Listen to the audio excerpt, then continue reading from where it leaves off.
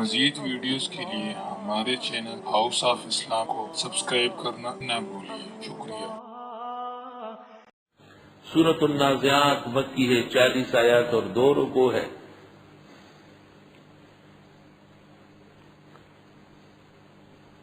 نزول میں 81 ہے جی،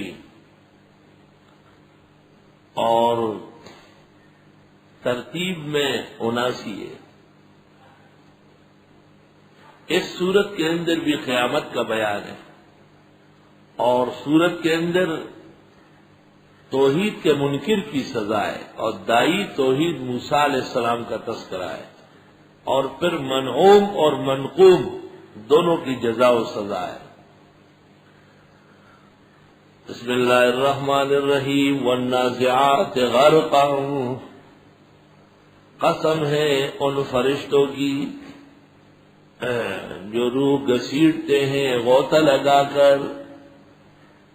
ناکارہ اور کافر کی روح اس طرح کھینچتے ہیں جیسے کوئی کپڑا ریشمین جاڑیوں پہ ڈالے اور کھینچنے سے وہ ٹکڑا ٹکڑا ہو جائے۔ والناشطات نشطا، اور قسم ہے ان فرشتوں کی جو بند کھولتے ہیں آرام سے۔ کامل مومن کی روح بہت عزت سے ضبط کی جاتی ہے، قبض کی جاتی ہے۔ والسابحات سبحا، اور قسم ہے ان فرشتوں کی جو تیرتے ہیں تیر کر آرام سے روح کو لے کے روانہ ہوتے۔ فالسابقات سبقا، پس ایک دوسرے سے آگے بڑھتے ہیں، آگے بڑھ کر جس طرح جنازے کو کندھا دینے کے لیے آپ آگے بڑھتے ہیں، ارواح کو لے جانے کے لیے فرشتے ایک دوسرے سے آگے ہوتے ہیں۔ فالمدبرات امرا، قسم ہے انتظام کرنے والوں کی جب وہ انتظام کرتے ہیں۔ اللہ نے ہر فرشتے کی کوئی نہ کوئی ڈیوٹی لگائی۔ شاہ عبدالعزیز نے تفسیر فتح العزیز میں 7 قسم کی تفاسیر کی، جو ہم نے کی یہ اصح فی الباب ہے۔ یوم ترجف الراجفہ، جس دن کام پھٹے گی کانپنے والی، ایک زلزلہ آ جائے گا۔ تتبعها الرادفہ، اس کے پیچھے آئے گا دوسرا جھونکا، اور زلزلہ جب مقرر ہو جائے پھر کوئی بچتا نہیں ہے۔ کر یوں ہو جاتا ہے نا، اگر دوبارہ پھر وہاں سے کر ہو گیا تو کوئی عمارت نہیں رکھا نیچے، جو کوئٹہ اور ٹھٹر تباہ ہوئے وہ اس طرح ہوئے۔ فرمایا دوسرا کر بھی لگے گا، آئے گا اس کے بعد دوسرا جھونکا۔ قلوب یومئذ واجفہ، کچھ دن اس دن دھڑکے، کچھ دل اس دن دھڑکیں گے۔ واجفہ، دھڑکیں گے، زړونه به په هغه راز درزیږي، زړه به درزیږي، وجہ سے درزیږي۔ ابصارها خاشعہ، نگاہیں ان کے نیچے ہوں گی۔ یقولون، کہیں گے کافر، انا لمردودون فی الحافرہ، کیا ہم لٹائے جائیں گے کھر میں؟ یعنی دوبارہ آنا تو ایسا مشکل ہے جیسے بکری کا نکلا ہوا کھر اس کے پیر میں ڈالے، کھر کھر۔ اذا کنا عظاما نخرا، آیا جب ہم ہوں گے ہڈیاں کھوکھری۔ کھوکھلی اب اردو ہے، قدیم اردو ہے کھوکھری۔ جیسے اب کہتے ہیں تک، پہلے کہتے ہیں تلک، کب تک، پہلے کہتے ہیں کب تلک، اردو میں فرق آ گیا۔ آپ کہتے ہیں کیجئے، وہ کہتے ہیں کریو۔ قالوا، کہیں گے تلک اذا کرۃ خاسرہ، بے شک یہ دوبارہ آنا بہت گھاٹے میں ہے۔ فإنما هي زجرۃ واحدہ، پس یہ ایک ہی ڈانٹ ہوگی۔ فإذا هم بالساہرہ، ناگہاں یہ کھلے میدان میں ہوں گے۔ یہ میدان میدان حشر ہے، یہ شام کی زمین ہوگی، بیت المقدس تک پھیلی ہوگی۔ هل اتاک حدیث موسیٰ، کیا آئی آپ کو خبر موسیٰ علیہ السلام کی؟ اذ ناداہ ربہ، جب آواز دی ان کو رب نے، بالوادی المقدس طویٰ، مقدس سرزمین میں جو طویٰ تھی، طویٰ جگہ ہے. کیا آواز دی؟ اذهب الى فرعون انه طغى، جائیے فرعون کی طرف، وہ سرکش ہے. فقل هل لك الى ان تزكى، بس فرمائیے کیا آپ پسند کریں گے کہ آپ سنور جائے، ٹھیک ہو جائے، پاک ہو جائے. وَعَهْدِكَ إِلَىٰ رَبِّكَ فَتَخْشَىٰ، اور میں سمجھاتا ہوں آپ کو رب کی رہنمائی، پس آپ ڈرے. فَأَرَاهُ الْآيَةَ الْكُبْرَىٰ، دکھا دیے موسیٰ علیہ السلام نے فرعون کو بڑا معجزہ. فَكَذَّبَ وَعَصَىٰ، اس نے تکذیب کی اور نافرمانی. ثُمَّ أَدْبَرَ يَسْعَىٰ، پھر پیچھے پلٹا دوڑ رہا تھا. فحشر، جادوگروں کو جمع کیا. فنادا، پھر آواز لگائی. فقال انا ربکم الاعلی، کہنے لگا میں ہوں تمہارا رب اعلی. عمر اسروی تقریریں کرتے اچرا میں کہتے لوگوں فرعون نے کہا انا ربکم الاعلی، اور یہ کہتے ہیں ابو لالا، یہ اس کا بھی باپ. فَأَخَذَهُ اللَّهُ نَكَالَ الْآخِرَةِ وَالْأُولَىٰ، پس آن پکڑا ان کو اللہ نے آخرت اور دنیا کی پکڑ سے. إِنَّ فِي ذَلِكَ لَعِبْرَةً لِمَن يَخْشَىٰ، بے شک اس میں عبرت ہے اس کے لیے جو ڈرتا ہو. أَأَنتُمْ أَشَدُّ خَلْقًا أَمِ السَّمَاءُ بَنَاهَا، کیا تم زیادہ سخت ہو پیدا ہونے میں یا آسمان اس کو بنایا. رفع سمکہا، اٹھائی اس کی بلندی. فسواہا، پھر ٹھیک کر دیا اس کو. اتنا بڑا آسمان خدا نے بنایا، تجھے نہیں بنا سکتا. وَأَغْطَشَ لَيْلَهَا، اور اندھیری کر لی اس کی رات. وَأَخْرَجَ ضُحَاهَا، نکال دی اس کی روشنی. وَالْأَرْضَ بَعْدَ ذَلِكَ دَحَاهَا، اور زمین کو اس کے بعد بچھایا. پہلے زمین کا مادہ پیدا ہوا، پھر آسمان کا، پھر زمین کو پھیلایا، پھر آسمان کو ٹھیک کیا. اخرج منہا ماءہا ومرعاہا، نکالا زمین سے اس کا پانی اور چراگاہ. والجبال ارساہا، پہاڑوں کو ان پر لنگر انداز کیا. متاعا لکم، یہ فائدہ ہے تمہارے لیے. بیج اناج. ولانعامکم، تمہاری مویشیوں کے لیے گھاس پھوس. فإذا جاءت الطامة الكبرى، جس وقت آ جائے گا بڑا رونے والا. یوم یتذکر الانسان ما سعی، اس دن چونکے گا انسان جو اس نے کوشش کی. نصیحت لے لے گا. وَبُرِّزَتِ الْجَحِیمُ لِمَن یَرَىٰ، ظاہر کر دی جائے گی دوزخ جو اس کو دیکھے. فَأَمَّا مَن طَغَىٰ، پس جس کسی نے سرکشی کی جیسے فرعون. وَآثَرَ الْحَیَاةَ الدُّنْیَا، اور ترجیح دی دنیا کی زندگی کو. فَإِنَّ الْجَحِیمَ هِیَ الْمَأْوَىٰ، پس جہنم ان کا ٹھکانہ ہے. مکہ میں دو بھائی تھے، ایک عامر ابن عمیر، وہ کافر مرا، اور دوسرا مصعب ابن عمیر، وہ مسلمان ہوا اور احد میں شہید ہوا. رسول اکرم کا اشباہ تھا. اس کی شہادت پر مشرکین نے نعرہ لگائے ان محمد قد قتل. اس کے علاوہ قیامت تک محمدی شکل کا آدمی نہیں ہوگا سوائے مہدی کے. حسن مجتبی ما فوق الاسفل اشباہ بن نبی تھے. حضرت حسین رضی اللہ عنہ ناک سے نیچے انگوٹھے پیروں کے انگلیوں تک بالکل نظر آتے تھے کہ ہاں حضرت صلی اللہ علیہ وسلم تشریف فرمائے. اللہ اللہ. اور قیامت کے قریب مہدی آئے گا اور وہ پیغمبر کا مشابہ ہوگا اور کوئی نہیں ہو سکتا. تو یہ شروع کی 4 آیتیں. فَأَمَّا مَن طَغَىٰ 1، وَآثَرَ الْحَیَاةَ الدُّنْیَا 2، فَإِنَّ الْجَحِیمَ هِیَ الْمَأْوَىٰ 3. یہ عامر ابن عمیر کے بارے میں. وَأَمَّا مَنْ خَافَ مَقَامَ رَبِّهِ، اور وہ جو ڈرا رب کے سامنے کھڑے ہونے سے. وَنَهَى النَّفْسَ عَنِ الْهَوَىٰ، روک لیا اپنے آپ کو خواہشات سے. فإن الجنة هي المأوى، بس جنت سو کا ٹھکانہ ہے. یہ حضرت مصعب بن عمیر رضی اللہ عنہ کے بارے میں.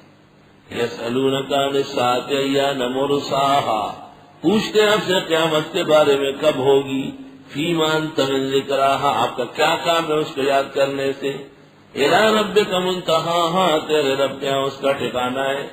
انما انت منذر من یخشاها، آپ تو ڈرانے والے ہیں جو اس سے ڈرے. کأنہم یوم یرونہا، جس دن یہ دیکھیں گے قیامت کو. لم یلبسوا، ٹھہرے نہیں، الا عشیۃ، مگر شام کو. او ضحاہا، یا کسی دن کی روشنی میں. ایک دن یا آدھا دن دوپہر گزارا ہے. اللہ اللہ. کیا اگر سجدے کی آیت پر نظر پڑے یا ذہن میں آئے نہ کہ زبان میں جاری ہو تو سجدہ واجب ہے. نہ، سجدہ تلاوت کہلاتا ہے. تلاوت اس کا سبب ہے. سماعت، خیال آنے سے، یاد آنے سے کچھ نہیں ہوتا.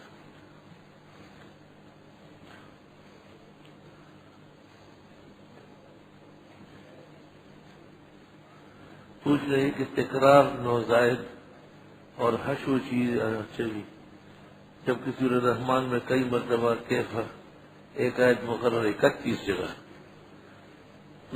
بات یہ ہے کہ تکرار لفائدۃ مفید ہے، تکرار لغیر فائدۃ نامناسب ہے.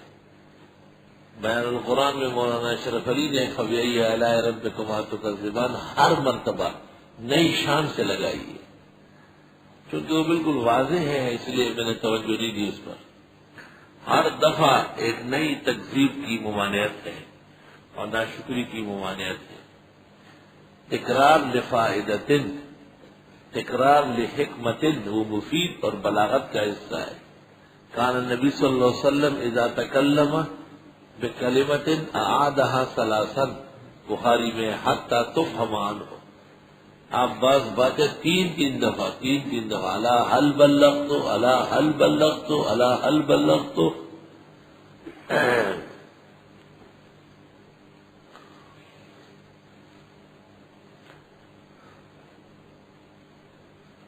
بادب طریقے سے 27 شب سے مسجد کے اندر شبینہ تراویح میں پڑھ سکتے ہیں. شبینہ دو حال سے خالی نہیں ہے، یا تراویح میں ہو تو تراویح میں تو جائز ہے لیکن لوگوں پر ثقل واقع ہوگا. بوڑھے، کمزور، بیمار نہیں شریک ہو سکیں گے، وہ اس وجہ سے تراویح چھوڑ کے جائیں گے، تو یہ بھی نامناسب بات ہے. اور یا یہ کہ نفلوں میں پڑھیں گے تو نفلوں میں قیام اللیل کی جماعت ناجائز. نفلوں کی جماعت حنفیہ کے یہاں مکروہ تحریمی، اس لیے شبینہ نہ ہونا بہتر ہے کہ شبینے نہ ہو. جادو اور تعویذ کرانے والے کا حکم کیا ہے؟ امام احمد اور ظاہریہ کے ہاں مطلق کافر ہے. حنفیہ کے ہاں اگر اضرار ثابت ہو تو گناہ کبیرہ کا مرتکب ہے. اگر کلمات غیر اور استعانت بالجبت والطاغوت کا ثبوت ہو تو کافر ہے، ورنہ نہیں.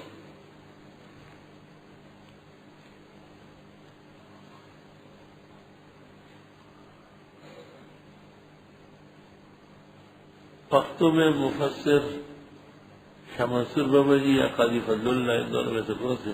قاضی فضل اللہ کی تفسیر کا مجھے پتہ نہیں. شاہ منصور بابا کی تفسیر ہے البرہان فی علوم القرآن. رکی کمزور عربی ہے، بیٹے نے جمع کی ہے. حضرت صاحب تو مناسبت نہیں تھی ان کو، قرآن مجید کے ماہر سے پڑھے. اپنی بولی میں جو انہوں نے پڑھایا وہ لسانی درس ہوتا تھا. اللہ تعالیٰ نے بڑی برکات نصیب فرمائی تھی. بہت متقی و پاک ساتھی. شیخ الحدیث مولانا نصیر الدین غرغشتوی نے وصیت کی تھی کہ مجھے غسل شاہ منصور مولانا دیں.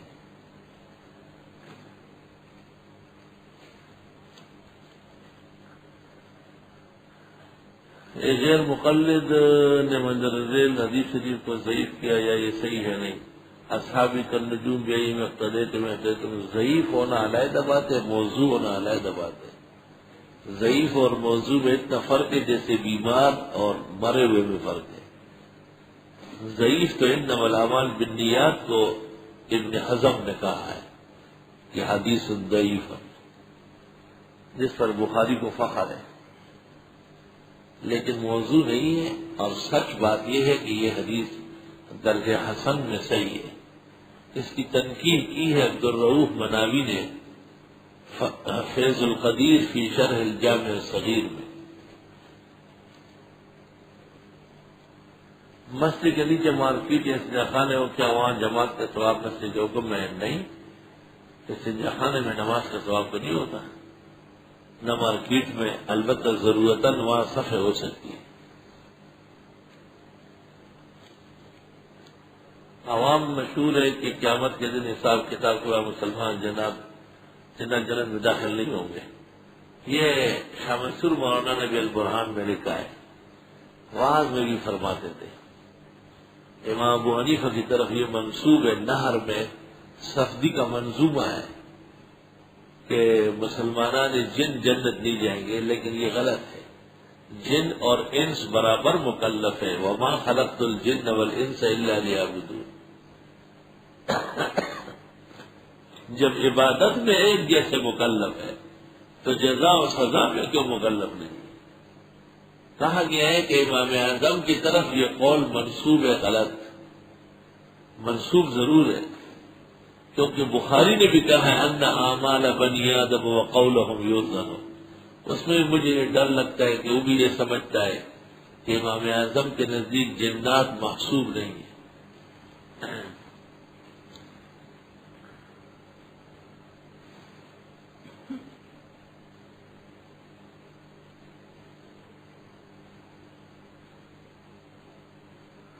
لکھا ہے دربارہ تقریر یک کتاب نشان بدی شاگردان شجاع الدین، یک کتاب قرآن کی باشا، ذرا بہترین تقریر میں باشا۔ وہ ایک کتاب جس جیسی تقریر کوئی نہیں کر سکتا، وہ قرآن مجید ہے۔ ہمارے گاؤں میں ہمارے امام صاحب تھے، ابتدا میرے استاد بھی رہے، بہت سادہ آدمی، جب میں تقریر کر رہے تھے تو وہ آ جاتے، کون سی کتاب سے تقریر کر رہا مجھے بتاؤ گیا ہے؟ تو میں ان سے کہتا بخاری شریف، ہدایہ، قرآن مجید۔ نہیں حل تنیش تمام کا دلیل حل سکتا ہے، یا کتاب قرآن کی بحث ہے، بڑی گائے